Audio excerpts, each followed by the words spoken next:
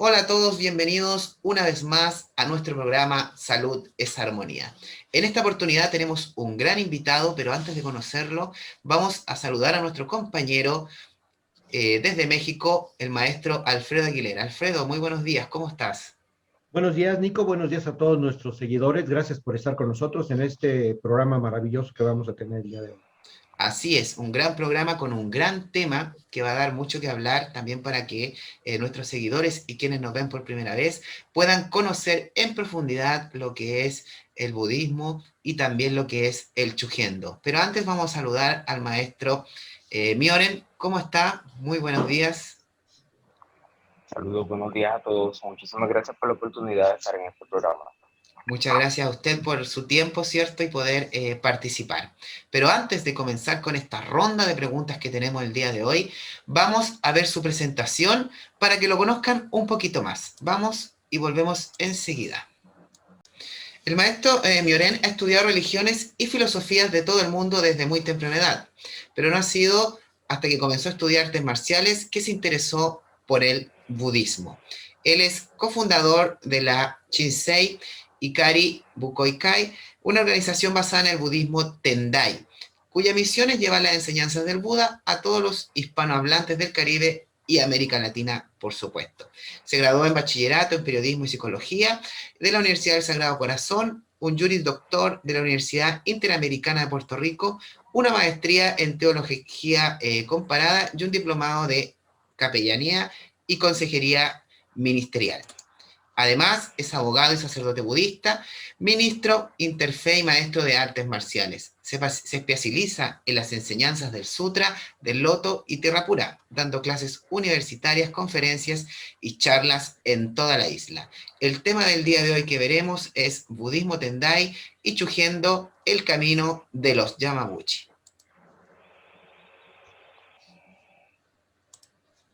Muy bien, para comenzar, una pequeña introducción, ¿cierto? Si bien en Japón y más que nada en Oriente se realizaron diferentes tipos de budismo como religión y también como una filosofía de vida que se fue expandiendo, obviamente, desde la India hacia todo el Oriente, los cuales tuvieron algunas modificaciones y se fueron adaptando.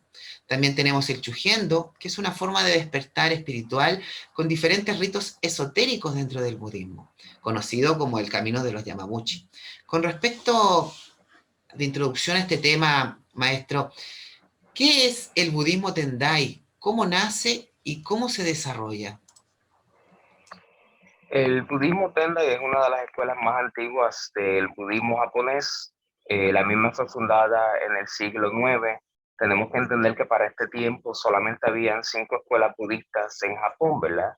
A diferencia del budismo continental, entiendas, el budismo de China y Corea.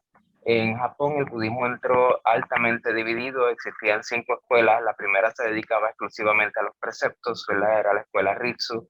Estaba la escuela Kegon, que se dedicaba exclusivamente al Sutra Vatamsaka, ¿verdad? Y tiene su homólogo chino con la escuela Huayen. Estaba la escuela Hosso, que se dedicaba al Yogacara. Estaba la escuela entonces dedicada al camino medio de Nagarjuna. Entonces, como vemos, el budismo estaba dividido y era un budismo de corte, ¿verdad? El gobierno era quien controlaba la cantidad de sacerdotes que se ordenaban anualmente.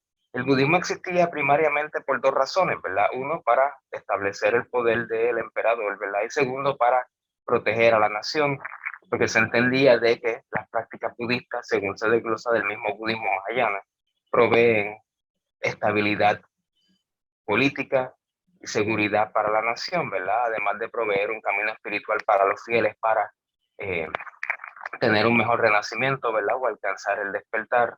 Así que en el periodo Heian, entiéndase, para el año 800, un monje llamado Saicho se vuelve famoso en la corte imperial, ¿verdad? En ese momento el emperador lo favorecía y envió a Saicho a China a obtener las enseñanzas completas del budismo, ¿verdad? No un budismo fraccionado, sino un budismo completo.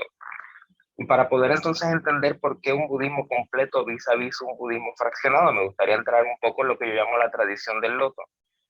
La tradición del loto, ¿verdad? Como bien sabemos, el Buda Shakyamuni vivió hace 2500 años Estuvo alrededor de 40 años predicando en el mundo tras su iluminación, ¿verdad? Y posteriormente pasa a su paranirvana. En esos 40 años, el Buda Shakyamuni dio lo que se conoce con manera simbólica como las 84.000 enseñanzas, ¿verdad?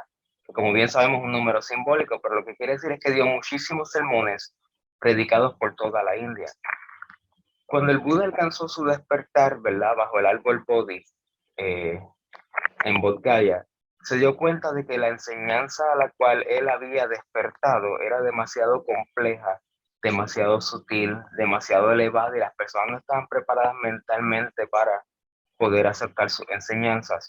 Así que el Buda en ese momento, ¿verdad? Si bien se predicó lo que se conoce como la predicación del Dharmakaya, que es el Sutra Avatamsaka, que es un sutra que no lo predica el Buda, sino que sale de la iluminación misma, ¿verdad? Para los bodhisattvas avanzados y las deidades. El Buda en ese momento adaptó sus enseñanzas a las capacidades, necesidades, naturalezas e inclinaciones de los seres y predicó lo que se conoce como las 4 nobles verdades, el noble sendero óctuple, la cadena de 12 eslabones de originación causal, lo que hoy se conoce como budismo Nikaya, Theravada, y en su momento se conoció como el Hinayana. Fue una manera de preparar a sus oyentes, ¿verdad? A sus discípulos, a sus seguidores, a desapegarse de sus visiones incorrectas de la vida, su apego al cuerpo, su apego a lo material, para entonces poco a poco ir dando las enseñanzas más completas. Luego de su Travatamsaka y del periodo Nikaya, ¿verdad? Que es lo que hoy conocemos como el budismo Hinayana o Theravada. Entonces el Buda predicó los sutras que se conocen como los sutras Mahayana, ¿verdad? Que entonces ahí hay otros sutras como el sutra de Vimalakirti, donde empieza a hablar y adentrar conceptos como la vacuidad, la existencia de otros budas y bodhisattvas en el universo, el camino y el rol del bodhisattva, que ya no entonces, como en el budismo Nikaya o Hinayana, el ser humano, el discípulo busca la salvación universal, sino que ahora busca la salvación individual, ¿verdad? No se vuelve un arhat, sino que ahora el rol es trabajar el camino del bodhisattva en pos de la salvación de todos los seres sintientes, ¿verdad? Entonces vemos como hay una transformación de una visión individual e interna a una visión universal y externa, donde ya el budismo no es algo para el monje y la orden monástica, ¿verdad? Para la sangha, sino que la sangha comprende entonces la orden monástica y Se cortó el sonido. eh, posterior a los sutras Mahayana, entonces el Buda predicó lo que se conoce como los sutras Prajnaparamita, que son los sutras de la perfección de la sabiduría, y ahí tenemos sutras famosos como el Sutra del Corazón, el Sutra del Diamante, los famosos sutras de la perfección de la sabiduría en 10.000, 80.000 líneas. Al final de su vida, ya quedando 8 años, ¿verdad? El Buda sintiendo que estaba acercándose su muerte, el Buda predicó lo que se conoce como su enseñanza completa y perfecta, ¿verdad? Que es la enseñanza del Sutra del Loto, en la cual enseña de que ya no solo vamos a trabajar en pos de la salvación de todos los seres, sino que todos los seres poseen algo que se llama naturaleza búdica, que es la capacidad de alcanzar el despertar y convertirse en Budas. Esto era algo diferente y radical a lo que se había enseñado originalmente, que era que tú te volvías un arhat. El Buda era un ser muy elevado, ¿verdad? Un ser perfecto que vino a este mundo para predicar el Dharma. Y lo más que tú podías llegar es a ser un arhat, ¿verdad? Y al alcanzar el nirvana era como soplar una vela, ¿verdad? La extinción, y ya tú no alcanzarías el renacimiento. Y en el Sutra del Loto, el Buda pone todo lo que había enseñado y lo pone más o menos al revés, ¿verdad? Y no es que lo pone realmente al revés, es que le pone una nueva tela de interpretación sobre la cual entonces se va a entender en retrospectiva su enseñanza. Y muestra de que todos los seres poseen la naturaleza búdica. Todos los seres van a convertirse en Budas sin distinción de nacionalidad, género, sexo, etc. Y no solo eso, sino que el Buda no es solamente un maestro que nació hace 2500 años, ¿verdad? Se educó, abandonó su hogar, alcanzó el despertar, predicó y falleció, sino que el Buda es una encarnación misma de la energía de vida del universo, quien bajó a este mundo para predicar el Dharma y ayudar a los seres sintientes a aliviar el sufrimiento y alcanzar la paz y la felicidad.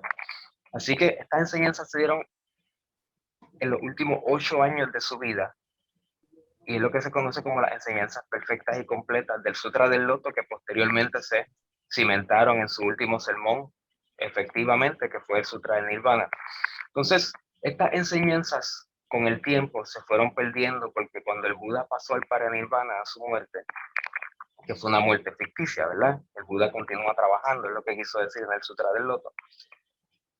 Cuando él desaparece del panorama físicamente, sus discípulos se empezaron a concentrar en ciertas enseñanzas y ciertas prácticas, muchas de ellas siendo las enseñanzas primitivas o medias, y fueron negligentes en perpetuar esas enseñanzas últimas que dio el Buda en su vida, ¿verdad? Que posteriormente fueron rescatadas por Kumarajiva, un famoso traductor de textos budistas que pasó el budismo de India a China. Su discípulo Tao Sheng escribió un comentario al respecto.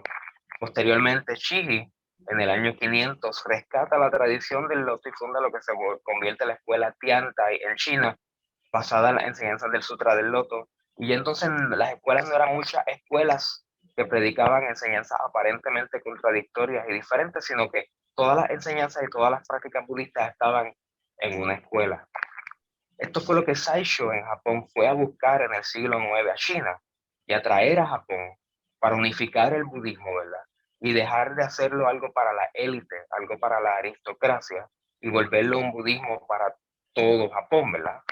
Era porque esa era su visión. En ese momento no teníamos una visión del mundo globalizado, así que no pensábamos en esos términos. Pero su visión definitivamente era eventualmente pasar de Japón y ser una luz al mundo. Así que el budismo Tendai es la escuela Tiantai China, basada en las enseñanzas completas y perfectas del Sutra del Loto.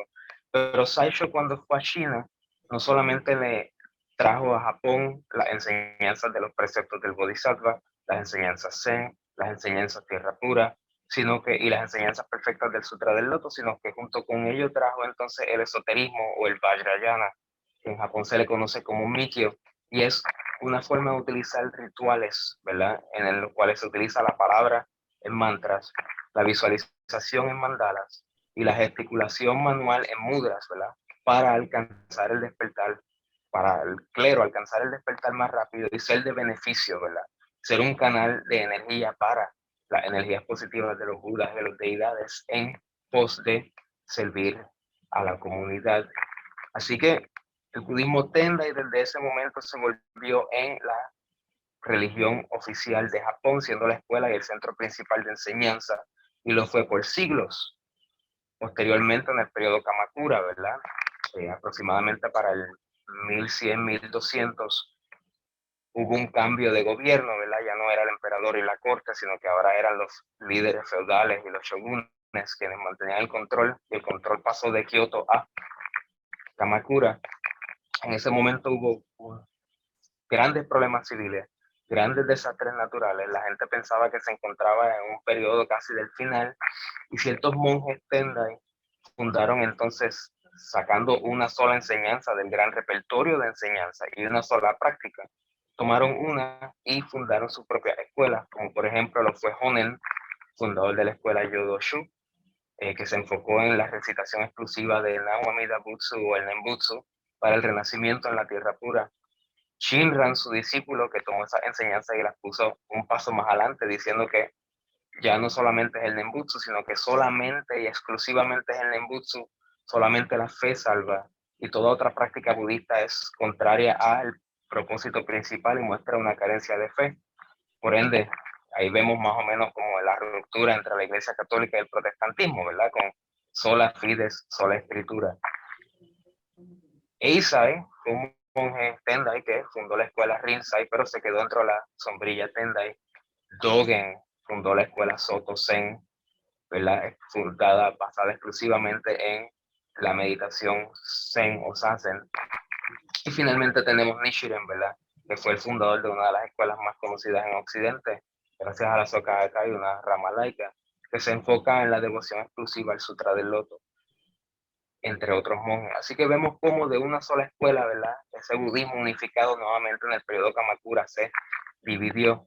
Mas no obstante, la escuela Tendai nunca desapareció, ¿verdad? Sino que continuó siendo el principal centro de enseñanza y el centro de la religión budista en Japón por siglos, y aún existe, ¿verdad? Hasta nuestros días. Así que espero que eso haya contestado de manera efectiva a su pregunta. Y es efectivamente ver cómo se va ramificando, ¿cierto? Y también incorporando cuando se vuelve a adaptar, sobre todo cuando se lleva nuevamente a Japón para poder formar en sí lo que es el budismo, más que nada para llevarlo, como dice usted, desde no solo al emperador, sino que también a toda la gente y a todo el pueblo, también tomando del Mikyo, tomando de distintas partes de enseñanza. ¿Qué opinas tú, maestro Alfredo? Muy interesante todo lo que nos está platicando, abre una gran apertura en el pensamiento, sobre todo lo que nosotros hacemos, porque muchas de esas enseñanzas a veces quedan un poco ocultas en el concepto del occidente y no entendidas. En especial el concepto de esta importante rama o historia del budismo que es el Tendai. No sé si nos pudiera explicar, maestro, cuáles son las enseñanzas fundamentales del budismo Tendai. Entre las enseñanzas principales, ¿verdad? La primera es que todos los seres, sin distinción, tienen lo que se llama la naturaleza búdica y por ende tenemos la posibilidad de alcanzar el despertar. El despertar entonces no es algo que nosotros adquirimos fuera de nosotros, sino que es algo que nosotros revelamos desde nuestro interior. Lo que pasa es que a través de las vidas, a través de las eras, a través de nuestros conceptos erróneos, a través de nuestro mal karma, nuestras pasiones, y nuestros deseos le hemos puesto capas como una bombilla y su luz poco a poco se disminuye, pero la luz, la bombilla sigue brillando, ¿verdad? Esa naturaleza búdica es indestructible, inmanchable. Así que una de las enseñanzas principales es la total igualdad de todos los seres, hombres, mujeres, incluso las plantas, los animales y los árboles poseen la naturaleza búdica y el universo entero tiene la capacidad de alcanzar el despertar. La segunda enseñanza más importante es la de los medios hábiles. Los medios hábiles son todas las enseñanzas y todas las prácticas que dio el Buda en sus más de 40 años de predicación, fueron formas válidas, si bien algunas preparatorias, para llevar a los seres al despertar. A mí me gusta utilizar una analogía de las medicinas, ¿verdad? Y pues sabemos de que cada persona cuando tiene dolor de cabeza tiene una medicina preferida. A veces uno pide ibuprofeno y dice, no, no, no, el ibuprofeno no me funciona, yo necesito aspirina porque no me quita el dolor de cabeza, ¿verdad? Pues de igual forma, y esto lo podemos constar a lo mejor por experiencia propia, no todo el mundo puede meditar. Hay una mal concepción en el budismo y es que todos los budistas meditan, más estadísticamente e históricamente, solamente un 20 o un 30% de los budistas en el mundo, y son millones, meditan. La mayoría de los budistas se dedican a recitar el nombre del Buda, ¿verdad? Para alcanzar un estado mental y una unión y rendir devoción a esa energía que está tanto fuera, ¿verdad? Que es trascendente como dentro, que es inmanente, ¿verdad? Así que la segunda enseñanza más importante de la escuela Tendai es que no hay escuelas separadas, sino que todas las escuelas y todas las enseñanzas y todas las prácticas fueron medios hábiles, diferentes formas de presentar una verdad adaptada a las capacidades, necesidades, inclinaciones y circunstancias de las personas, porque no todo el mundo se encuentra en el mismo nivel espiritual. No todo el mundo interesa ayudar a los demás, ¿verdad? Entonces hay unos que ven el budismo como religión, que efectivamente es una religión. Hay otros que ven el budismo como filosofía, y es porque a lo mejor pertenecen a otra religión, pero encuentran un beneficio en la enseñanza budista.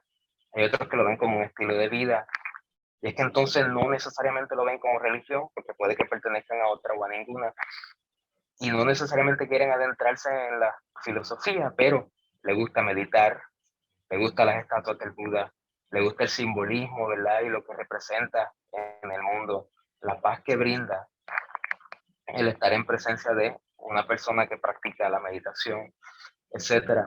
Así que yo pienso que esas enseñanzas, la naturaleza búdica universal, todos los medios son formas de alcanzar el despertar, y el Buda no es un ser que murió, sino que es una energía activa y dinámica en el universo, que como el mismo Buda dice en el Sutra del Loto, ¿verdad? Aunque los seres me ven que paso al paranirvana, ¿verdad? A la muerte, yo constantemente estoy en el mundo haciendo el trabajo del Bodhisattva, salvando a todos los seres sintientes.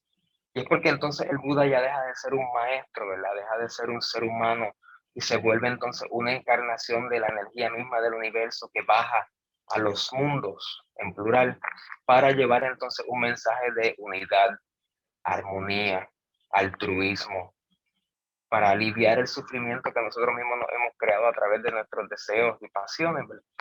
Y llevarnos a un estado más elevado de paz. Así que podemos hablar de otras enseñanzas mucho más complejas, como las tres verdades, el Ishinen Sansen o los 3000 mundos en un instante, pero yo pienso que estas tres enseñanzas son las más principales y de cierta forma permean las enseñanzas dadas por otras escuelas, porque si bien pensamos que Dogen y Nichiren fundaron sus escuelas y son muy diferentes, en realidad el pensamiento de ellos está increíblemente infundido por estas tres enseñanzas principales, aunque no lo digan de manera explícita. Muy, sí, maestro Fred. Sí, muy interesante, Nico, esto, y pienso que va a ser fundamental para todos los reikistas que vean el programa, porque es un sustento importante que a veces las escuelas de Reiki no lo comentan, sobre todo nos dicen, bueno, pues sí, el maestro Mikao era parte del budismo Tendai, pero todo queda ahí. Sin embargo, esta profundización que nos hace el maestro Mioren es muy, muy significativo, Nicolás. Y es también indicando, obviamente, una de las principales que me llamó la atención, su punto donde dice que no todos los budistas en el mundo necesariamente tienen que meditar y es uno de los que uno más cree que tiene que hacer un budista, estar todo el día en meditación, pero no es así, sino lo importante también es alcanzar la iluminación y obviamente también a través de la compasión, tan como lo decía el Buda Maitreya o Avalokiteshvara o otro tipo de deidades. Maestro Mioren, por ejemplo, se dice a menudo que el budismo es la vía en medio, la del equilibrio, mientras que en Occidente la noción del justo medio corresponde más a la moral burguesa. ¿Puede usted hablar del justo medio según el budismo Tendai? Claro. El Buda, una vez, esto es una historia famosita, la voy a parafrasear, una vez había un discípulo que estaba tocando una lira. Entonces, el discípulo le preguntó al Buda cómo es que se practica el budismo en la vida diaria, ¿verdad? ¿Cuál es la enseñanza principal? Entonces, el Buda, viendo que el discípulo tenía la lira, se le acerca y le dice, ¿qué pasa si usted toca la lira con las cuerdas muy apretadas? Y él dice, no suena bien. Y si la toca con las cuerdas muy flojas, no suena bien tampoco. Las cuerdas tienen que estar en un punto medio entre estar completamente apretadas y completamente flojas para que pueda hacer sonido. Tenemos que ver que entonces el Buda predica con su vida misma. El Buda, como bien sabemos, fue un príncipe en la India llamado Siddhartha Gautama. Este príncipe nació con todo lo que necesitaba, estaba en una vida de completa opulencia y no se sentía insatisfecho. Luego entonces abandona esa vida de opulencia, abandona el castillo, su trono, su hogar, su mundo y pasa a hacer prácticas ascéticas arduas. Pero cuando estaba a punto de morir, gracias a esas prácticas ascéticas, se da cuenta de que no estuvo más cerca de la iluminación o de alcanzar la verdad por las prácticas ascéticas como no lo estuvo por la opulencia en la cual vivía. Entonces él vio que estos eran dos extremos y que la verdad se encontraba en un camino medio.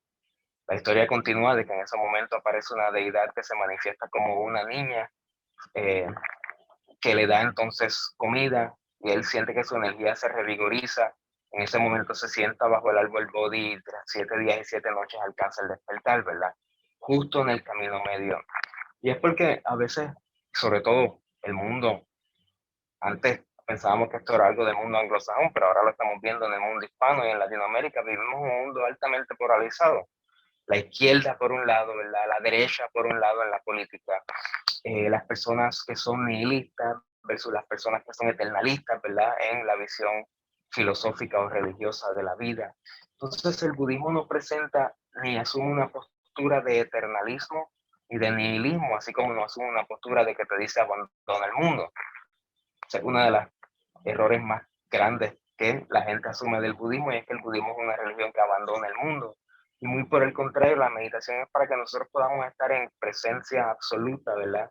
En pensamiento, palabra y acción en este momento, en este instante, para poder tener una intimidad con la realidad y con la vida, ¿verdad? Y ver que la vida y el mundo que nosotros vemos alrededor no es una cosa separada de nosotros. Así que cuando hablamos del camino medio, se refiere a un nivel básico, a esas decisiones que tomamos constantemente en nuestra vida, en las cuales tenemos que entonces ver si nos vamos por el amigo A o el amigo B, ¿verdad? En última instancia tenemos que irnos por el que está en lo correcto. Pero hay veces que son dilemas más filosóficos, dilemas más morales, en los cuales entonces no son necesariamente decisión entre bien y mal, luz y oscuridad, sino que son dilemas entre quién está más cercano a la realidad, y muchas veces la realidad se encuentra en un punto medio de esas dos cosas que nos polarizan, sobre todo en este mundo, ¿verdad? Tan polarizado a nivel de política en el cual vivimos. Así que el punto medio se refiere a eso, a la toma de decisiones diarias entre la austeridad y la opulencia. Y lo podemos ver con el agua. El agua es buena para el cuerpo, pero demasiada agua puede causar un envenenamiento por mucha agua. O sea, tenemos que tener todo en moderación. La comida es buena y necesaria para el cuerpo. Poca comida y nos desnutrimos. Mucha comida y caemos en gula y nos enfermamos, ¿verdad? Y lo mismo ocurre con todas las cosas en la vida. Lo mismo son con las emociones, las pasiones, incluso los deseos. El budismo no te dice que abandonen los deseos, es que seas sabio al momento de llevar a cabo uno, sobre todo uno que el comer es un deseo, el dormir es un deseo necesario para la subsistencia. O sea, tenemos que poner todo en perspectiva, y muchas veces la visión del mundo y del budismo que tenemos es contraria a la visión del mismo Buda. Pero a un nivel más profundo, a un nivel más ontológico, metafísico, la triple verdad nos dice de que el mundo que nosotros vemos es la realidad tal y como es. Pero es porque la filosofía india nos dice que el mundo es maya, ¿verdad? El mundo es una ilusión, el mundo es falso, pero el budismo, si bien mucha gente dice que dice eso, y la gente dice que todo es vacío, ¿verdad? Eso es una visión que tiene muchos zenistas o practicantes del zen, y es que el mundo como lo conocemos, y esto es una enseñanza particular Tendai, que habíamos mencionado en la pregunta anterior, el mundo como lo vemos es una manifestación del camino medio. ¿Por qué?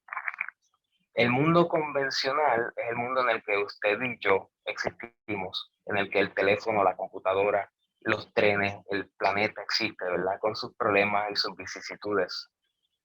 Pero detrás de este mundo, todo está completamente unificado, interconectado, todo es uno. Y lo que vemos es un movimiento sobre una pantalla. Esto no quiere decir de que el mundo que nosotros experimentamos diariamente sea falso, el mundo convencional, o que la realidad última que subyace detrás de este mundo sea lo real, sino que este mundo es una mezcla, una perfecta armonía entre la realidad última de la total unidad y nuestra convencionalidad del mundo de la dualidad, ¿verdad? Así que cuando hablamos de camino medio nos referimos a la toma de decisiones y la visión particular del budismo en torno a la mayoría de los temas, pero también a su visión ontológica o metafísica de la realidad. Así que espero haber contestado la pregunta efectivamente. Sí, muchas gracias también, ¿cierto? Que lo importante acá es encontrar siempre el equilibrio, no abusar de algo o dejar algo de lado.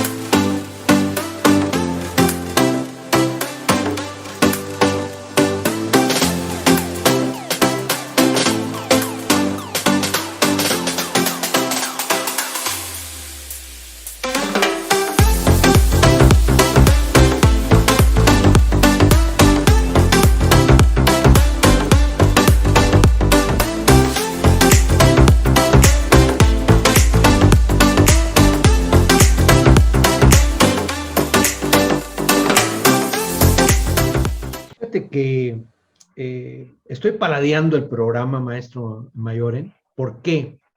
Porque los occidentales, sobre todo los que no conocen el budismo, obviamente hablan de él como si fuera algo raro, algo como como fluctúa mucho el cristianismo en Occidente, el budismo así como que no lo tenemos que tocar, pero la enseñanza del budismo es sumamente importante. Y este camino, el camino del medio que está comentando es muy importante porque a veces hay fanáticos y hay totalmente lo contrario, el concepto de la intolerancia, ¿no? El fanatismo y la intolerancia. Entonces, el justo medio es algo que necesitamos en la sociedad y en las personas porque implica un proceso de tolerancia, implica un proceso de respeto a las diferentes formas de pensar e implica un concepto de convivencia entre la sociedad. Me parece muy interesante lo que está diciendo el maestro Mayoren, como para que los políticos que son de izquierda y son de derecha y que están generando un caos en el ser humano, que están generando muchísima confusión, pues al menos lo tomen no quizá como concepto religioso, sino como un concepto eminentemente de enseñanza. En este mismo sentido, maestro Mayoren, ¿qué es la fe? ¿Qué es la fe desde el concepto del budismo? ¿Cómo lo pudiéramos ir analizando y entrelazando en esto que estamos platicando, que usted nos está platicando, maestro? Pues, a diferencia de lo que a veces se muestra, el budismo es altamente devocional, por ende tiene un fuerte componente de fe. Como mencionamos anteriormente, el más del 75% de los budistas no meditan, sino que se dedican a la recitación de el nombre del Buda, que asume diferentes formas, ¿verdad? Dependiendo del país. Eh, Se le llama Nianfo en China, Nembutsu en Japón, ¿verdad? Y se manifiesta como Namo Amitabha Buda o Namo Amitofo o Namo Amida Butsu, dependiendo de si es en India, China o Japón.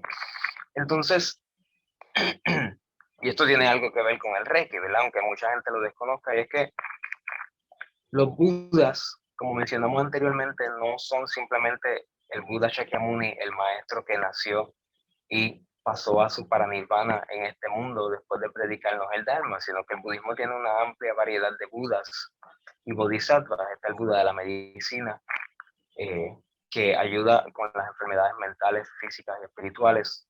Está el Buda Amida, que es el Buda del paraíso occidental, ¿verdad? Que salva a los fieles llevándolos a una especie de cielo temporal en el cual se dan todas las características necesarias para alcanzar el despertar en una vida y luego regresar a los mundos, ¿verdad? Realizar el trabajo del Bodhisattva y salvar a todos los seres sintientes. Está el Buda Akshobhya, ¿verdad? O Ashuku Nyorai, que tiene su paraíso en el este, ¿verdad? Entonces, tenemos otro Bodhisattva, ¿verdad? Está Avalokiteshvara, uno de los Bodhisattvas o de los santos budistas más famosos, que en China se manifiesta como Kuan Yin y en Japón como Kannon. Entonces, los devotos budistas acuden a estos budas y bodhisattvas para tres cosas importantes. Uno, para buscar socorro y sosiego, ¿verdad? Avalokiteshvara, por ejemplo, hay miles de historias de milagros, así como la Virgen se aparece, ¿verdad? En muchos países latinoamericanos, en los países asiáticos muchas veces son manifestaciones de Avalokiteshvara lo que aparece y salvan a las personas, los curan de enfermedades. Hay templos que se dedican exclusivamente a la sanación, ¿verdad?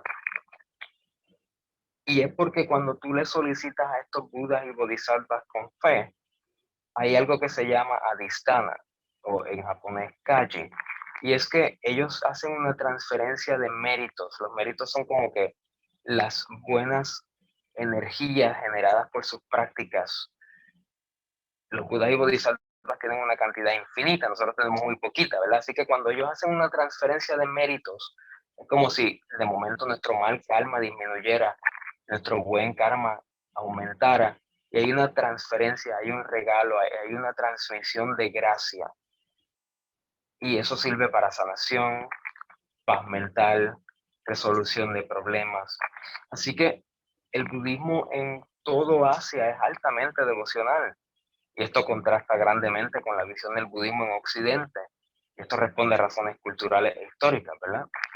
Donde se le estilpó al budismo todo este elemento de fe cuando se presentó a Occidente para que no ofendiera los sentimientos cristianos de las personas, ¿verdad? Y para mostrarlo como un camino alternativo, más no religioso. Pero en Asia el budismo es una religión, así como es una filosofía y es un estilo de vida. Así que la fe juega un papel importantísimo en el budismo, no solamente por la transferencia de méritos, ¿verdad? Que es ese elemento devocional, pero también los budas y bodhisattvas son cualidades que nosotros poseemos dentro de nosotros mismos, ¿verdad? Avalokiteshvara representa la compasión, Manjushri la sabiduría, Samantabhadra los grandes votos, el Buda de la medicina la capacidad de aliviar las enfermedades, siendo entonces un patrón para los médicos, ¿verdad? Eh, Incluso en el Reiki, cuando uno de los símbolos principales es una sílaba Siddham, que es una sílaba de un Buda, que es el Buda Amida, ¿verdad? Y eso es una de las cosas que se dibujan o se transfieren para activar la sanación en una persona. Y es porque, como bien había mencionado usted, Mikao Usui se cree que había sido un monje Tendai. Entonces, esto que llamamos Reiki, de igual forma, no es simplemente un método de sanación, sino que para Mikao Usui era un método de cultivo espiritual completo en sí mismo. Y se puede ver como un upaya o un medio hábil, que es cómo entonces traducir al budismo y no volverlo algo secular, sino volverlo algo espiritual en pos de la sanación. Y esto tiene su tradición, ¿verdad? La imposición de manos y la sanación tiene su tradición. Los fieles van a donde los estatuas de los budas y bodhisattvas y los tocan, ¿verdad? Esperando ser curados, ¿verdad? Hay muchas estatuas que representan y que se utilizan para estos propósitos. El maestro de mi maestro, el Buda principal de su templo es el Buda de la medicina, y el agua que se ofrece en libación por las mañanas luego es derramada sobre los lugares que le duelen o tienen enfermedades, la danka o los miembros de ese templo, ¿verdad? Y podemos ver entonces esa segunda función de cualidades externas de nosotros. Y la tercera función es efectivamente una de fe. Siempre es bonito pensar que hay alguien que está cuidándote a tu lado, ¿verdad? Que se preocupa por ti, a quien tú puedes recurrir en momentos de necesidad. Así que, si bien la fe es un elemento que ha sido extirpado del budismo occidental, yo pienso que uno de los elementos que más tenemos que rescatar de esa tradición original asiática, porque es una de las que más necesitamos, sobre todo en estos momentos en el que el mundo, ¿verdad? Hay una crisis de identidad, hay una crisis de propósito. Y si nuestro propósito fuera nada más y nada menos que desarrollar esas cualidades innatas en nosotros, que nosotros proyectamos en esas imágenes, el mundo sería increíblemente un mundo mejor. Muy bien, muchas gracias, maestro. Maestro Moiren, si bien vamos en un segundo programa, vamos a conversar a profundidad todo lo que tiene que ver con el budismo en sí, la iluminación, el karma, el ego, queríamos saber más que nada, ¿tiene alguna relación el budismo Tendai con el Chugendo? ¿Y qué es el Chugendo? El Shugendo es una manifestación religiosa muy particular, de hecho exclusiva de Japón. Es una mezcla de budismo, que sabemos que es una religión india, Shinto, que es la religión nativa de Japón, una religión animista que adora los poderes naturales, ¿verdad? Y el espíritu natural en las cosas, con prácticas chamánicas, prácticas taoístas, astrología, etc. Shugendo significa Do, en todas las palabras japonesas, significa camino. En este caso sería el camino de la adquisición de poderes por medio de las prácticas ascéticas. Y es que, bien sabemos, el Shinto existió por siglos antes de la llegada del budismo en Japón. Una vez el budismo llegó, así como llega en todas las culturas, no fuerza su entrada, no elimina lo que existe, sino que se armoniza, se mezcla, se unifica con lo ya existente, ¿verdad? Así que cuando el budismo entró a Japón, se armonizó y unificó. De hecho, no es porque yo pertenezca a ella, pero históricamente la escuela Tendai fue la facilitadora de este proceso, porque era Saicho quien empezó a mezclar el budismo con el Shinto. Entonces, las divinidades Shinto se vieron como manifestaciones hábiles de los Budas en Japón antes de la llegada propia del budismo. Es porque, como sabemos, Shakyamuni sabe de que hay veces de que hay que dar cosas preparatorias antes de dar la verdad en su totalidad. Así que el Shugendo, que se traduce como la vía de los poderes por medio de la práctica ascética, Es una religión que mezcla el Shinto, el budismo, el taoísmo, las prácticas chamánicas autóctonas japonesas, y revolucionó la forma en que los chamanes Shinto, no se llamaban chamanes, ¿verdad? Eran los sacerdotes Shinto y los que trabajaban milagros. Entonces incorporaron elementos del budismo esotérico. Entonces ahora usted ve que en el Shugendo hay implementos budistas, más no es budismo, pero hay implementos Shinto, más no es Shinto, sino que es una amalgama de todas estas enseñanzas. Eh, el Shugendo fue una religión independiente por siglos hasta que en la Segunda Guerra Mundial, en el periodo Meiji, Japón, en un intento de unificar la nación y subir la supremacía del Shinto, abolió las prácticas Shugendo por completo. Entonces los templos Shugendo tenían que aliarse a la escuela Tendai o la escuela Shingon, porque eran las únicas dos escuelas que aceptaban el esoterismo, ¿verdad? Las otras no querían nada que ver con los rituales y los implementos esotéricos. Posteriormente, después de la Segunda Guerra Mundial, ¿verdad? Japón pierde, abraza el concepto occidental de división de iglesia y Estado, y la práctica del Shinto entonces vuelve a ser permitida. Mas no obstante, el 90% de las templos y escuelas Shugendo en Japón aún pertenecen a Tendai o a Shugendo. Mas no obstante, hay personas como quien fue en un momento mi maestro, ¿verdad? Que está reviviendo una tradición Shugendo antigua y milenaria en el monte Koshikida, que pues él no está afiliado a Tendai o a Shingon, sino que incorpora elementos de ambos en su práctica. Así que la relación entre el Tendai y el Shugendo es que estos chamanes Shinto adoptaron prácticas Tendai budistas, y el Tendai abrió la puerta para que esta amalgama, esta unión, esta mezcla se pudiera dar, y entonces luego tomó un camino independiente y separado. Muchas veces los monjes Shugendo se ven exactamente como se ve uno, ¿verdad? Utilizan los mismos hábitos budistas. La única diferencia es que a veces el Kesa, ¿verdad? Tiene unos pompones o unos anillos en latón, pero sigue siendo el mismo diseño, ¿verdad? Claro, Fuera de depende eso, ahí pues del grado. también muchas veces representan el grado, pero entonces eso no se manifiesta tanto en estas ropas, sino que, por ejemplo, esto es llamado un dufoku. Entonces esto es una ropa informal, ¿verdad? Esto es algo que me cubre simplemente el kimono, pero cuando uno se pone el hábito, ¿verdad? O la ropa, el yikitotsu, kromo, como le decían llamar en la tradición, usualmente asume un color. Hay veces que es negro. De hecho el 90% de las escuelas japonesas son negras. Hay veces que es violeta, hay veces que es verde. Eso sí denota un rango. Pero en el Shugendo esto se ve mucho más en el atuendo de la montaña. Tenemos que ver de que el Shugendo, sus practicantes se llaman Yamabuchis. Yama es montaña, Bushi no es guerrero, es los que practican en las montañas. Misma pronunciación, diferente carácter.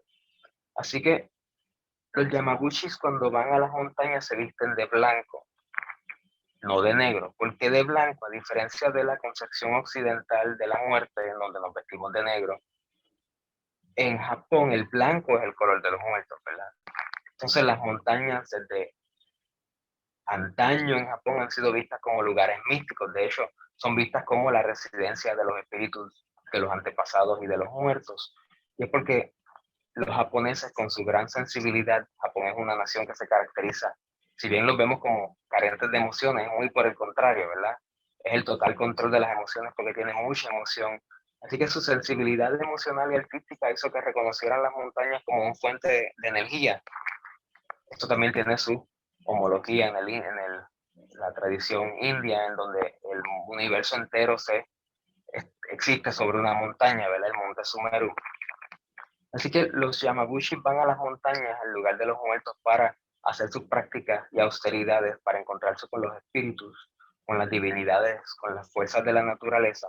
A través de sus prácticas ellos se vuelven canales para entonces recibir esos poderes de los cuales hablamos en la definición de Shugendo, y ser un canal para hacer servicio entonces en la comunidad, haciendo exorcismos, limpiezas espirituales, dando sanación, cumpliendo deseos y necesidades.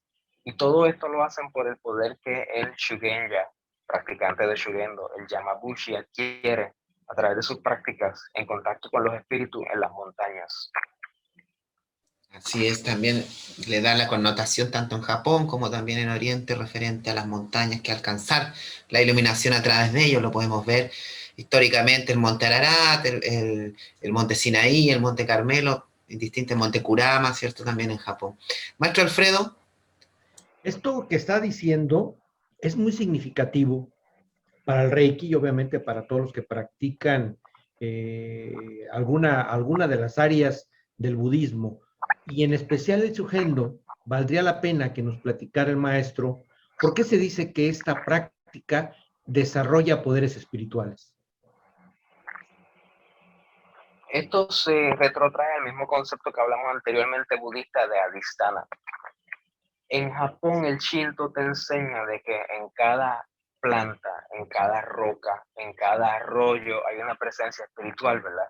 Es el espíritu. Y esto es una visión que nosotros tenemos en Latinoamérica, ¿verdad? En nuestras prácticas autóctonas chamánicas. El espíritu de la planta, el espíritu del árbol, el espíritu del río, el espíritu completo del bosque, ¿verdad? Siendo ya un metaespíritu. Cuando los monjes Yamaguchis van a las montañas se someten a austeridades. Esto también tiene su explicación de la tradición india. En la tradición india, en el yoga, hay muchos tipos de yoga, ¿verdad? La yoga que conocemos actual como Hatha Yoga es solamente uno de los muchos tipos de yoga que existen en la India. Pero en la India hay una alta, larga tradición de austeridades. Y es que la gente deja de comer como una ofrenda a la deidad y en recompensa a la deidad le da a uno un deseo o un poder, ¿verdad? Un siddhi. Hay personas que se someten a no bañarse y solamente ponerse cenizas. Hay personas que se someten a no acostarse en su vida. Hay una larga tradición de austeridades, ¿verdad? El yoga mismo es una austeridad en sí mismo cuando se practica en su componente completo de las 8 ramas. Entonces, eso mismo pasa en Japón. De hecho, para mí hay una fuerte correspondencia entre el yogi y el Yamabuchi, ¿verdad? Y incluso en sus deidades, los yogis siguen a Shiva, los Yamabuchi siguen a sus deidades iracundas como Fudomyo, que se parece muchísimo. Entonces, cuando tú entras en el reino de los muertos, cuando tú te vistes de blanco y tú entras en el reino de los muertos, de las divinidades, cuando tú entras en total pureza, en contacto con la pureza de la naturaleza, y tú realizas estas austeridades, las deidades te recompensan para que tú puedas llevar esa bendición, esa sanación al pueblo, ¿verdad? Y crezcan las cosechas, las mujeres tengan hijos, estén en salud, los malos espíritus no acosen, ¿verdad? Las malas energías se eliminen y se dispersen. Así que esa es la razón de por qué se ve entonces la adquisición de poderes. Y sin lugar a dudas, cuando uno realiza las prácticas del Shugendo, uno sí puede sentir que uno supera muchas cosas. Por ejemplo, una práctica del Shugendo es una práctica que se puede hablar, ¿verdad? Hay muchas prácticas que no se pueden hablar, pero una es el estar días sin comer, caminando por la montaña, y una vez llegas al tope, y el tope de la montaña es visto como la cima espiritual de la iluminación, ¿verdad? Una vez tú llegas arriba, muchas veces te amarran con sogas o cadenas y te presentan frente a un precipicio para tú superar tus miedos. En ese trayecto en el cual tú estás subiendo empinadamente una montaña sin comer, tú te sientes cansado, molesto, frustrado, piensas en las cosas que puedes estar haciendo en tu hogar y por qué estás aquí en este momento, y muchas veces te quieres quitar, muchas veces quieres fracasar, así como muchas veces queremos quitarnos de la vida, ¿verdad? Y queremos simplemente darnos de baja, ¿verdad? Y no continuar porque los problemas nos abruman. Pero una vez llegas a esa cima, tú te sientes lleno de fuerza, determinación, tú tienes una mayor visión de ti mismo y de tus límites, ¿verdad? Y eso nada más, esa convicción fuerte nada más de que tú lograste esto, que esto es algo bueno, que esto es un sentimiento y un espíritu que tú puedes infundir a otras personas, es en sí mismo uno de los poderes más grandes que uno puede adquirir en cualquier área de la vida. No sé si me entiendes. Así es. Sí, sí, así es. Muy, muy interesante y profundo esta reflexión donde entras en un estado de éxtasis a través de la fuerza del ejercicio, a través de la fuerza de la voluntad y a través de la práctica del ayuno y obviamente de la superación de los miedos. Me parece muy interesante, maestro Nicolás, lo que nos dice el maestro Mayore. Así es, efectivamente, junto con algunos ritos que algo se puede describir y otras cosas quedan dentro de lo que es el mismo Chujendo. Maestro Mioren, ¿quién fue el no yoja dentro del Chujendo? Y como estaba hablando también de los Yamabuchi, ¿qué elementos utiliza el Yamabuchi si se puede describir algo de ello? Ya sea a través de la ropa o a En través no del... yoja, Ujú, ¿sí? El no yoja y también qué elementos puede utilizar el Yamabuchi. el budismo japonés es altamente devocional con sus fundadores y sus maestros. La escuela Tendai tiene a Dengyo Daishi, ¿verdad? A Saisho. La escuela Shingon tiene a Kukai, a Kobo Daishi. El Soto Zen tiene a Dogen, etc. En un momento dado, el Shugendo se encontró en este momento en el que decía, ¿quién fue nuestro fundador? Ahora hay dos visiones. Una, la visión mítica, ¿verdad? El Nogyoja entonces pasa a ser el Elías, el Baal Shem Tov, el trabajador de milagros, ¿verdad? El Merlín, ¿verdad? Que son seres que no sabemos si existieron o si sí existieron, pero cuya figura es fundacional en el movimiento. Así que el Nogyoja se dice que fue un ermitaño que vivía en las montañas en el siglo VII y aprendió tanto Shinto como budismo, como taoísmo. Su nombre original se dice que era Enno Osuno, que significa el de los cuernos, y es porque se dice que tenía un cuerno, y recordemos que los cuernos en Japón no representan maldad, sino que representan poder espiritual. Otro dato curioso es que eso se le dice a veces de manera peyorativa a los inmigrantes, así que se cree que a lo mejor el Nogyoja fue coreano. Pero a lo que quiero aludir es que este ermitaño que vivía en el siglo VII habitaba en las montañas y practicaba austeridades. Y mientras hacía una práctica de purificación llamada taquillo, a través y por la cual uno se coloca bajo una cascada, usualmente una cascada grande, fría, fuerte, y en Puerto Rico he realizado esta práctica, ¿verdad? Hay veces que tú te colocas bajo una cascada y yo personalmente no soy muy grande, así que la fuerza de la cascada te jala hacia abajo y te empuja hacia el frente y es fría y tú estar ahí abajo y recitar 108 mantras puede resultar ser una real práctica ascética, una muy buena, que tiene muchos beneficios de los cuales podemos hablar en un futuro. Pero mientras estaba realizando esa práctica se le manifestó una deidad llamado Sao Dai Gongen. Un gongen es una manifestación del espíritu de un lugar en forma budista. O sea, tenemos que entender de que en el budismo japonés esta unificación y armonización entre el Shinto y el budismo que dio a la existencia del Shugendo y otras prácticas permite de que tú tengas una tela interpretativa sobre la cual tú puedes interpretar todas estas manifestaciones. Entonces, toda manifestación espiritual en Japón es vista como la manifestación de la misma energía de vida del universo, del Buda, que asume distintas formas de acuerdo a las necesidades de la persona a la cual se va a presentar, ¿verdad? En Occidente, una manifestación así jamás, bajo ninguna circunstancia se vería, ¿verdad? Cómo se ve un demonio, ¿verdad? Porque aquí lo veríamos como malévolo y correríamos, sino que podemos inclusive llegar a decir, y esta es una de las interpretaciones personales, y hago la salvedad, basada en el Sutra del Loto, de que todas las religiones son medio hábiles, creadas por esta misma energía del universo, ¿verdad? Para comunicar un mensaje a distintos niveles, en distintos grados a las personas y llevarlas poco a poco al despertar.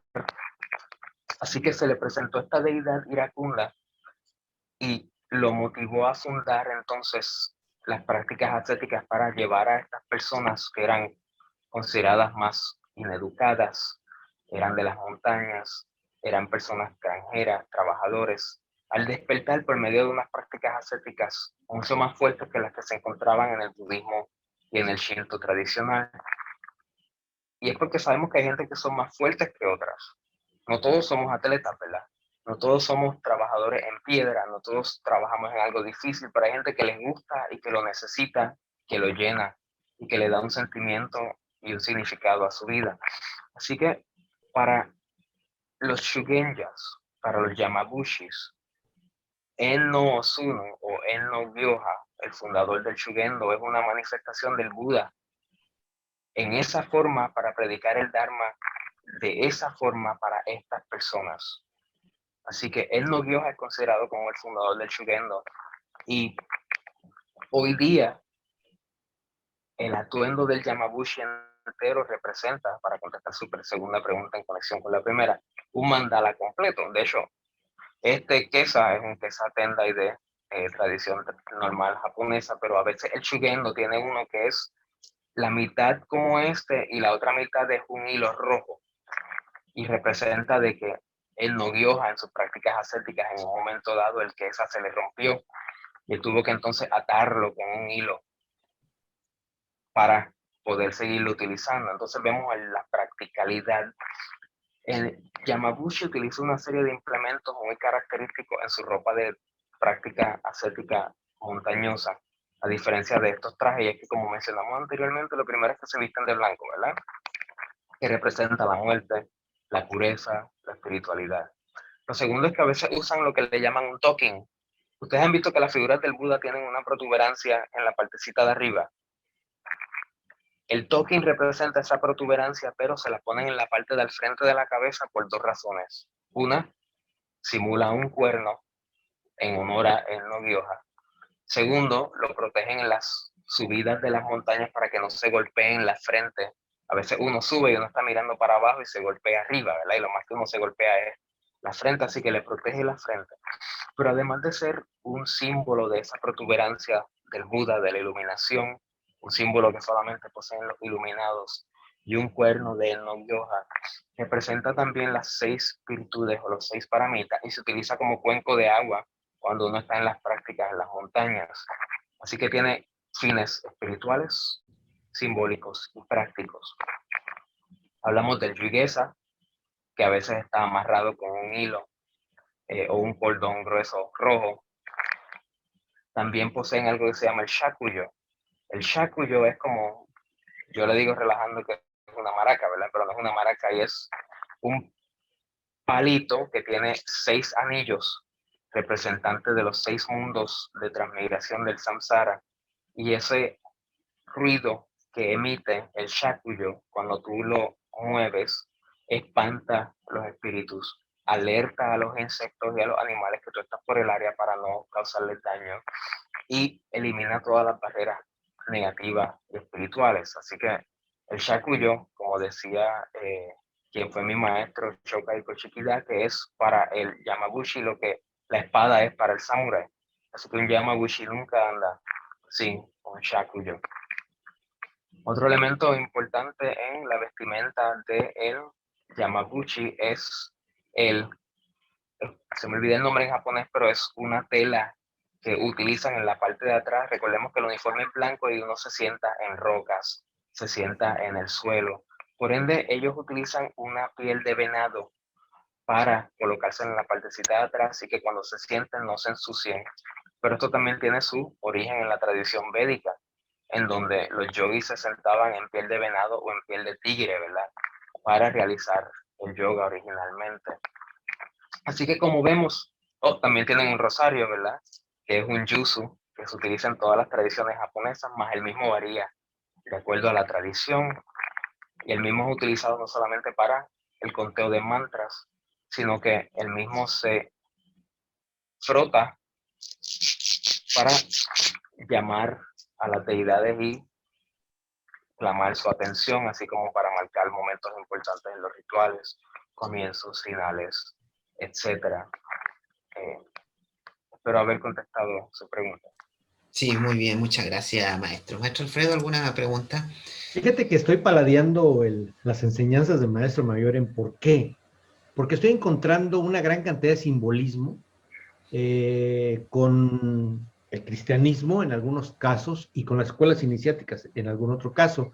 Y como él mismo lo dijo en su conversación, esto depende mucho de la cultura y de las formas como se tienda, como se pretende explicar. Por eso incluso el propio budismo ha tenido que tener algunos ajustes para poderlos entender. Por ejemplo, en el caso de los cuernitos, ¿no? Que tienen esos personajes dentro del Shugendo, por ejemplo, el Moisés cristiano, tiene dos cuernitos y no significa que sea malévolo, significa un concepto de sabiduría.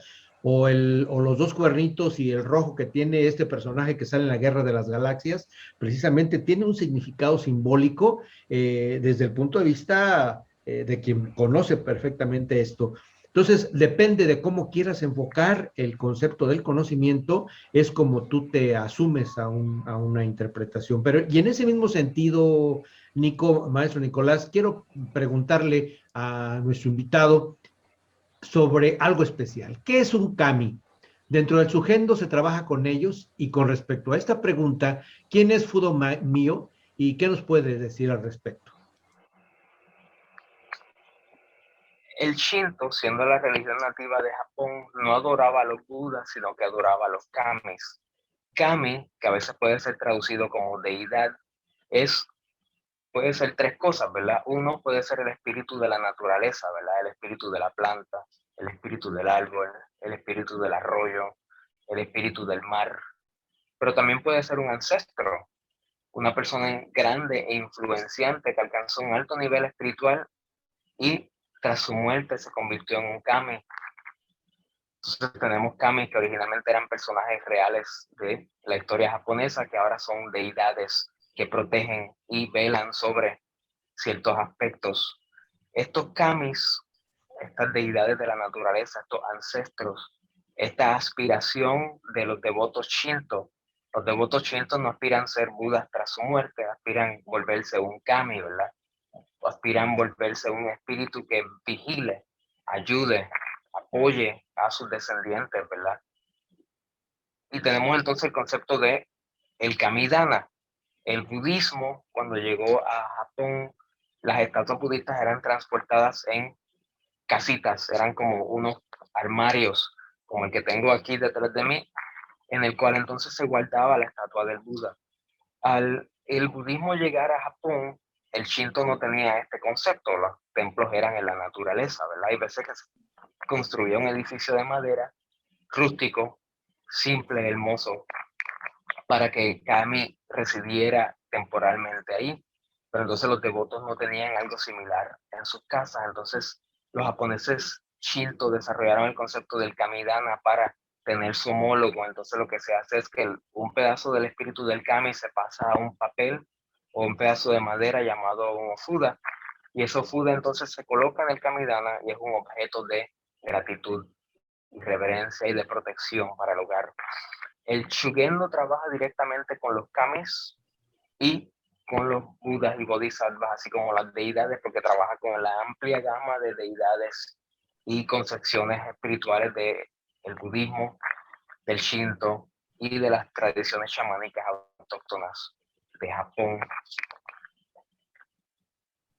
Además de estos kamis, hay unos kamis famosos como Inari, ¿verdad? Que es el kami de la cosecha y de los negocios. En Estados Unidos hay alrededor de 3 templos shinto solamente. Uno de ellos está dedicado al kami de la armonía, que es el kami del aikido, por ejemplo, y representa ese balance universal, etc. Fudo Myo, a diferencia de los kamis, no es un concepto del shinto, es un concepto del budismo. Fudo significa inamovible, en sánscrito es Akalanata. Myo es Vidyaraya, que significa rey de la sabiduría, y Fudomio entonces se puede llamar el rey inamovible de la sabiduría. Iconográficamente es mostrado como un ser de tez oscura, puede ser negra o azul, que representa su espíritu primal, ¿verdad? Su conexión con la tierra. Tiene el pelo largo con una trenza en nudos que representa su aspecto de sirviente, ¿verdad? Esto viene de la tradición india en el cual los sirvientes tenían un nudo específico. En una mano sostiene una espada, ¿verdad? En la otra sostiene una soga y la espada es para cortar a través de las ilusiones, ¿verdad? A través de la ignorancia. La soga es para amarrar los deseos y las pasiones, ¿verdad? Y someterlos.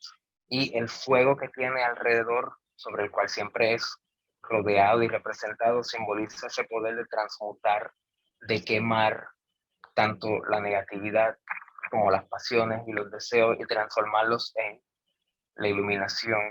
Él puede estar parado o sentado sobre una roca que representa la estabilidad o la inamovilidad, que se encuentra en medio de un océano de olas rugientes, que representa ese movimiento en la vida, esos problemas, esos pensamientos y cómo él es inamovible, ¿verdad? En el centro.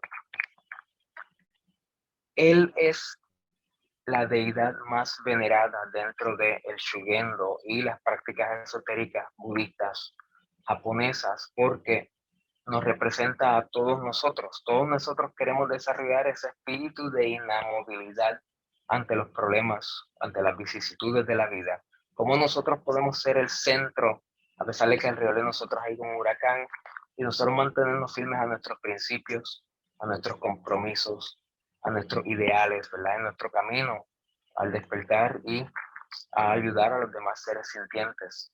Entonces, Fudo es visto como no solamente un ideal a alcanzar, sino como una ayuda en el camino. Fudo entonces, ¿verdad? A través de esa fuerza infinita, esa inamovilidad, nos infunde a nosotros a través de esa distana o calle que nosotros hablamos, esa energía que a veces necesitamos para poder practicar nuestras prácticas ascéticas, lograr nuestros cometidos. Y en el ritual de fuego es invocado para que transforme esos deseos que la gente escribe en los palitos cuando se hace el goma en el Shugendo y en el budismo esotérico, que es el ritual de fuego que viene de la Agnihotra de la India. Se invocan las deidades, entonces esos deseos mundanos se transforman en el combustible para la iluminación, ¿verdad?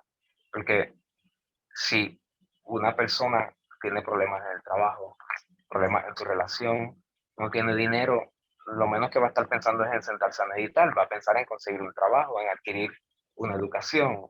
Así que si la persona adquiriera ese beneficio que nosotros llamamos material en términos occidentales, estaría en mejor condición para entonces embarcarse en un camino espiritual. Y esa es la función entonces de muchos de estos rituales que ocurren en el Shugendo y en el budismo esotérico. Es parte de esa canalización, de esa energía de positividad que viene de la montaña, que viene del reino de los Budas a el reino de los humanos para traer prosperidad y felicidad al mundo. Así es también la importancia que se le da dentro del Chujendo lo que es los rituales de fuego, tal como decía usted, maestro Mioren, efectivamente, de quemar, ¿cierto? Para poder alcanzar también la iluminación, de quemar los deseos, incienso, etcétera, que se ocupa mucho. Con respecto a, ¿qué nos podría decir dentro del Chujendo sobre Dainichi y Yorai, por ejemplo? Dainichi Nyorai es la deidad principal, es el Buda principal en las escuelas esotéricas, tanto Tendai como Shingon y Shugendo. Y más que un Buda, Dainichi Nyorai, Dainichi significa gran sol, Nyorai es Tathagata, en sánscrito es el Buda Mahavairokana, que significa Maha, ¿verdad? Y Vairokana, sol. No es tanto un Buda, sino como es una representación antropomórfica o iconográfica del universo. ¿Okay? Recordemos de que en el budismo todos los budas parten de una misma energía, ¿verdad? Que en el budismo Tendai a veces llamamos el Buda eterno. Todos los budas y todos los bodhisattvas y todas las deidades son manifestaciones de distintos aspectos de esta energía. El universo, como nosotros lo conocemos, y nosotros somos manifestaciones de la misma energía. La Nyorai entonces pasa a ser una representación iconográfica de esa energía que nosotros llamamos el universo, el Dharmakaya, el Dharmadhatu, ¿verdad? La totalidad de la existencia. Así como el Sol es el centro del sistema solar, de igual forma, Dainichi Nyorai es el centro de la existencia, es de lo cual todo emana, ¿verdad? Todo esto que nosotros vemos y todo lo que experimentamos es el Samadhi, es la emanación de Dainichi Nyorai. Y ahí vemos los elementos que nosotros podríamos llamar panteístas o monistas del budismo, ¿verdad? Es porque el budismo y consecuentemente el Shinto y el Shugendo son religiones altamente monistas en el término occidental de la palabra. Entonces, Dainichi Nyorai es representado con un halo de fuego, ¿verdad? Igualmente, muchas veces ese halo tiene los 5 colores que representan los 5 elementos de agua, tierra, fuego, viento y conciencia. Así que Dainichi Nyorai es, y se puede resumir como una representación iconográfica de la totalidad de la existencia. Y de hecho, Fudo Myo es una emanación iracunda de Dainichi Nyorai para, así como hay veces que tú regañas a un niño y tú le dices no haga eso y lo vuelve a hacer y le dices no haga eso y sigue siendo amable y tienes que gritarle y ser más fuerte, pues de igual forma Fudo Myo es esa representación de, no de enojo, no de ira, sino de ser estricto porque compasivamente lo necesitas para alcanzar tu cometido. Así que por eso es que Dainichi Nyorai muchas veces es la deidad principal del Shugendo, como lo es de el Shinto, perdón, del el Shingon y el Tendai, y es porque a veces un templo Tendai tiene un Buda, otro templo Tendai tiene otro, pero la forma de tú abarcar todo es representado por Dainichi Nyorai. Muchas gracias. Maestro Alfredo. Pues preguntándole, porque se nos acaba el tiempo, Nico, preguntándole a, quién puede en este momento ejercer o practicar el budismo Tendai y obviamente el Shugen. Pues todos, no hay restricciones, increíblemente a diferencia de las concepciones occidentales de la religión, que son muchas veces exclusivistas. Para muchos, tú no puedes ser musulmán y puedes ser cristiano o judío, ¿verdad? Al igual que no puedes ser católico y puedes ser luterano.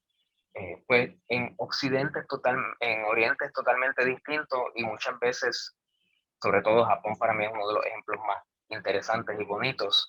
Los japoneses nacen Shinto, se casan en un matrimonio en una iglesia católica y se entierran en un funeral budista, ¿verdad?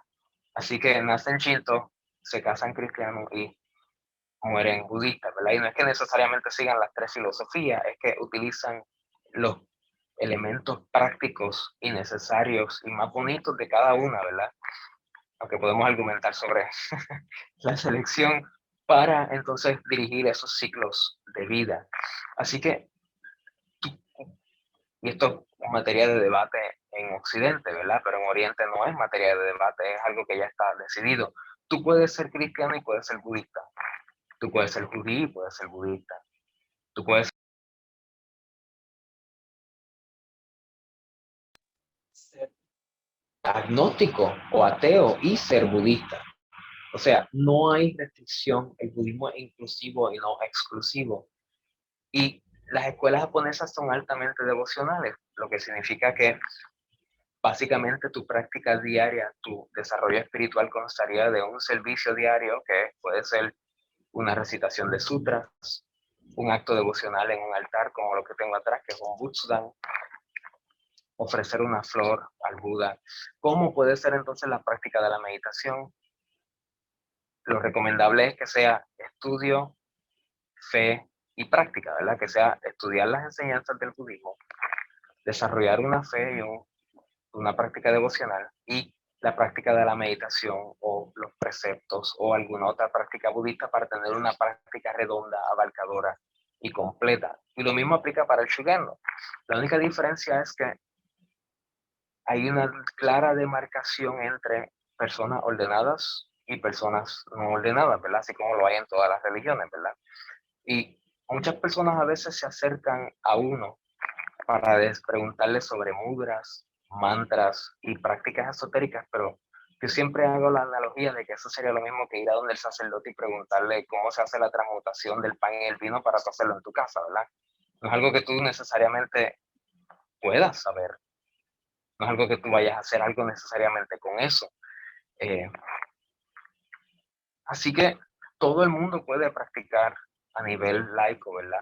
Tanto el Shugendo como el budismo Tendai. Ahora la única dificultad es conseguir personas que sean efectivamente portadores de esa enseñanza en Occidente. Por ejemplo, el budismo Tendai tiene 1200 años en Japón, pero apenas en Estados Unidos tiene alrededor de 30.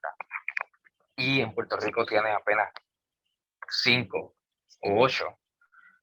Y solamente existe un lugar de ordenación en Estados Unidos, que es en Nueva York, y eso es el único lugar de ordenación para todo el occidente. Toda otra persona que quisiera ordenarse en Tendai tendría que ir a Japón o a Nueva York.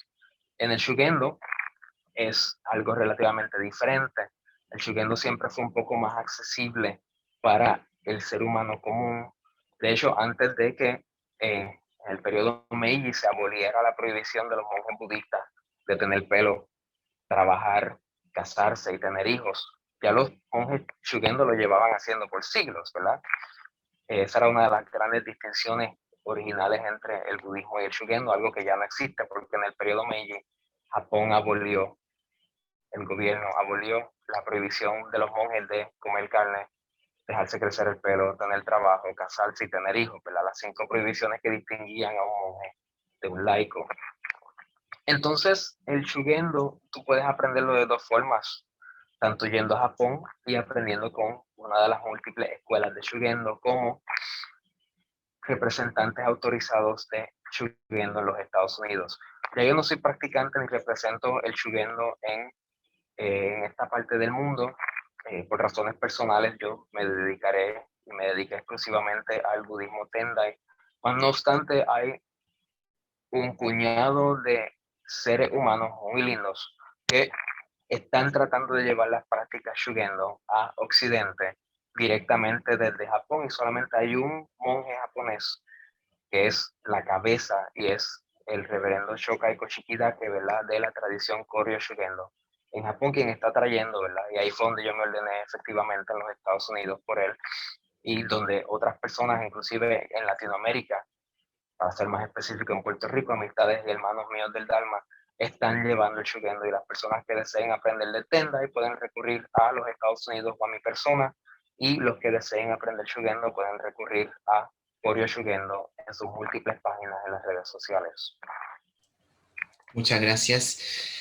Muy bien, con esto entonces nosotros vamos a dar por finalizado el tema el día de hoy en nuestro programa Salud es Armonía. Vamos a darle las gracias, por supuesto, al maestro Mioren por su tiempo, por también este gran tema que es, obviamente tenemos que profundizar mucho más adelante porque quedan muchas cosas que ver, y también al maestro Alfredo por acompañarnos una vez más en el programa Salud es Armonía. Recuerda a todos nuestros seguidores suscribirse a nuestro canal, compartirlo, darle me gusta, y a quienes lo ven por primera vez, también la misma invitación. Muchas gracias, maestro Mioren, por esta oportunidad y por haberlo entrevistado el día de hoy. Que estén muy bien. Chao, chao. Como no, gracias a usted.